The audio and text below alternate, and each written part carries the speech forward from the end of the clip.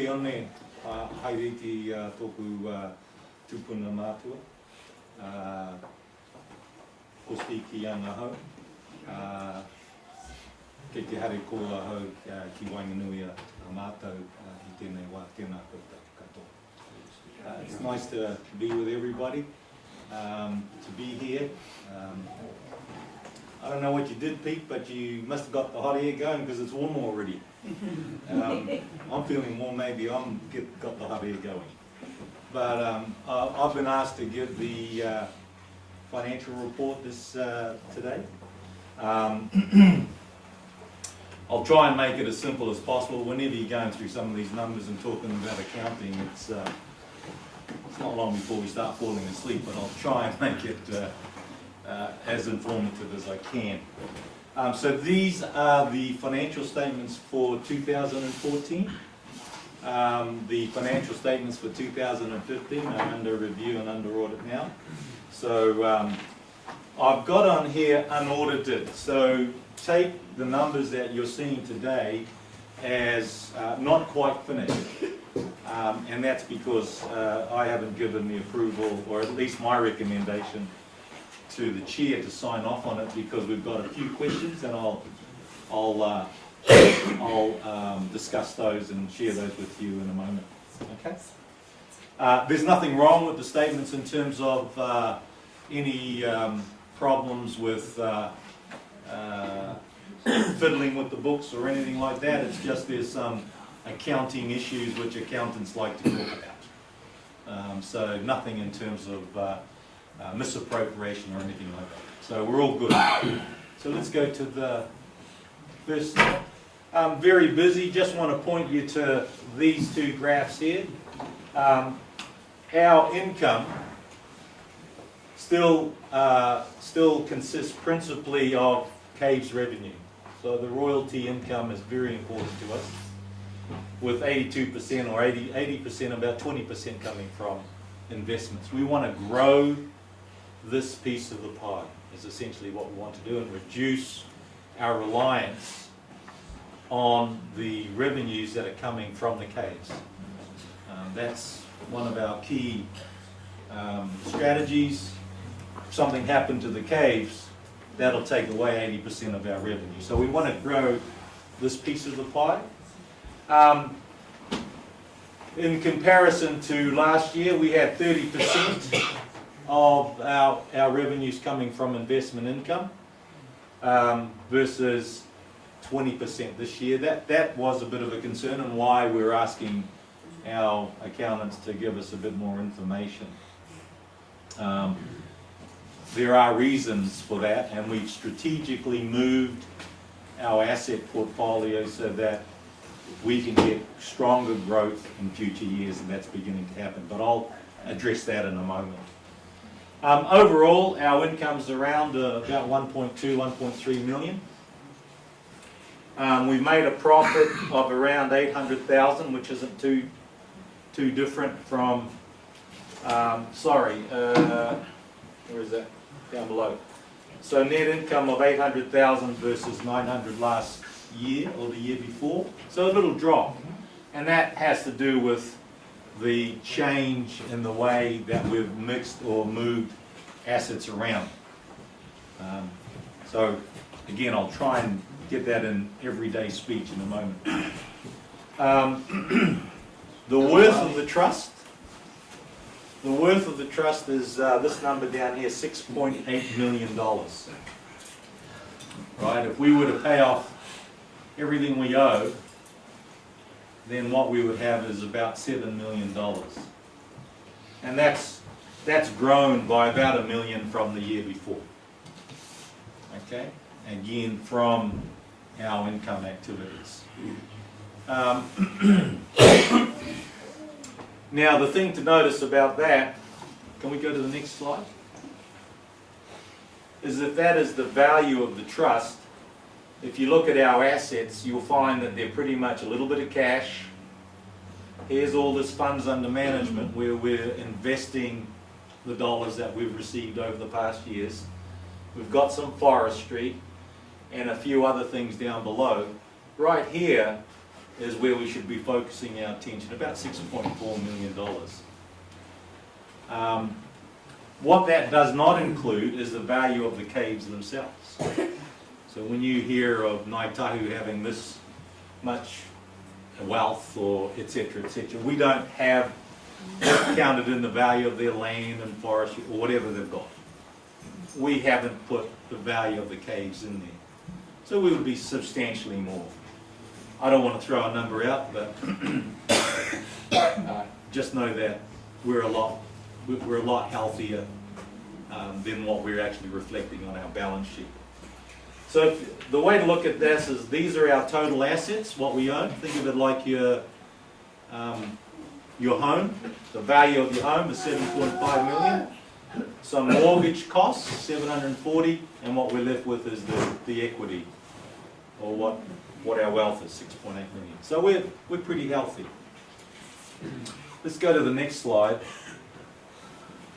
Our return on trust funds has dipped a little bit this year, and that's simply because of a couple of issues, and I want to go to the next slide to explain that.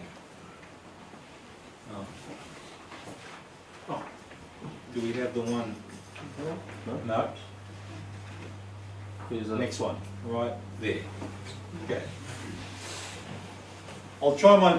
so, what this shows, we're moving our funds, that $6 million, into an investment portfolio. And what we've tried to do is two main asset allocations,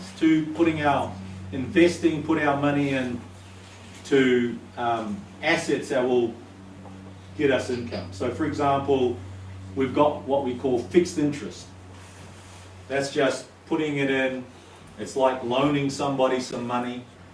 So we've loaned money to, for example, Telecom, or trying to think of all the...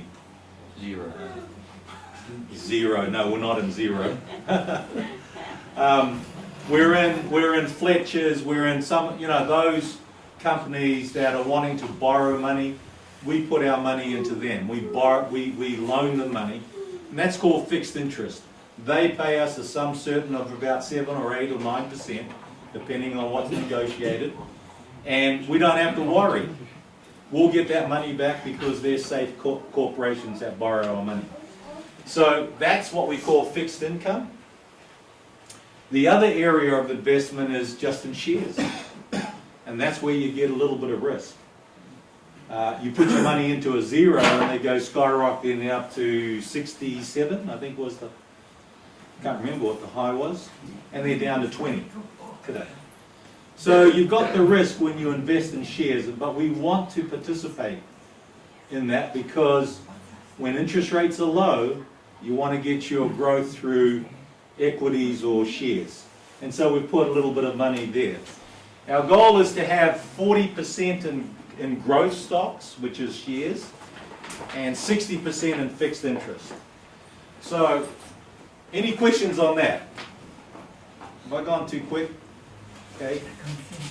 So, if we're trying to get about 60% of our investment into what we call fixed income, or lending money to big corporates who are strong, who will guarantee paying us interest, right? That's pretty safe. What we've got here, last year, we had most of our money in fixed interest and in cash, here and here. Our equity position, or the investment in shares where you get real good growth, was only 14%, meaning that's the amount of our money that was put into shares, about 14% of our portfolio. This year we've doubled it. We've gone to 28%. Okay, so we've moved this brown and orange, we've moved a lot of that into there. Now, we won't see the benefit of that until the next year when we see the values of those shares beginning to rise. And so you're not going to get as much interest income in this particular year because we've moved into equities. Okay? That's as simple as I can try and explain that. And for those of you who are accountants and in that financial world, you'll understand it. But I shouldn't assume that those of you who aren't don't. Right? Because I know you're saying yes, yes, yes, and you mean yes, yes, yes. Right? But so we're just trying to make a shift from fixed interest, 9% money or 8% money into shares. So for example, Xero grew 200 or 300% over the last year or so, and then it dropped about 30%. Now some would say that's a bad investment. Well, you know, net 30% isn't too bad. You just got to ride that, but that's the risk that you take. But we don't want to be irresponsible, and so we're putting investment into some good, solid shares, owning good stocks. Okay.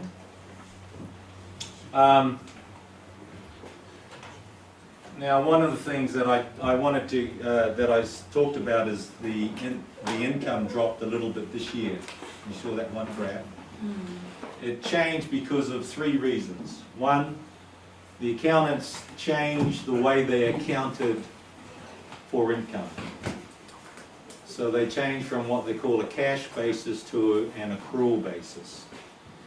And all that means is if I receive cash today, I count that as income. But if I receive it next year, I don't count it as income. And that just simply means some of that cash that came late, the old check is in the mail, I didn't earn it that year, I really earned it this year. I should count it today. And so there's this cash versus accrual argument or issue. So that was one reason we received some cash after 2014, which should have been recognized in 2014, and we're talking to the accountants about that. We're saying that's not the appropriate way to count. Doesn't mean we lost the money, just says, do we recognize it this year versus next year? The other reason for the drop in income was because the interest rate environment is dropping. If you look around the world today, you've got America that's almost at 0%. You've got China that has dropped its interest rates. New Zealand has dropped their interest rates, actually starting to grow it a little bit. But you're not at that higher level because economies need to grow. And the quickest way to get an economy growing is to get people borrowing. And the quickest way to get people borrowing is that it doesn't cost you anything to borrow. And so you go out, you buy a car, you go out, you buy a house because interest rates are low. And so that's another reason. The third reason is this shift of asset allocation from fixed assets into equities. And so the way we get paid on equities is the growth and value of the stock. That's like your house. That grows in value, but you don't get any money. I'd be a million. No, I wouldn't be a millionaire actually in my home. You live in Auckland. You live in Auckland, you're almost a millionaire. But you don't get the money, but the value rises. And what you do get are dividends. And they are not as much as the interest that you would get.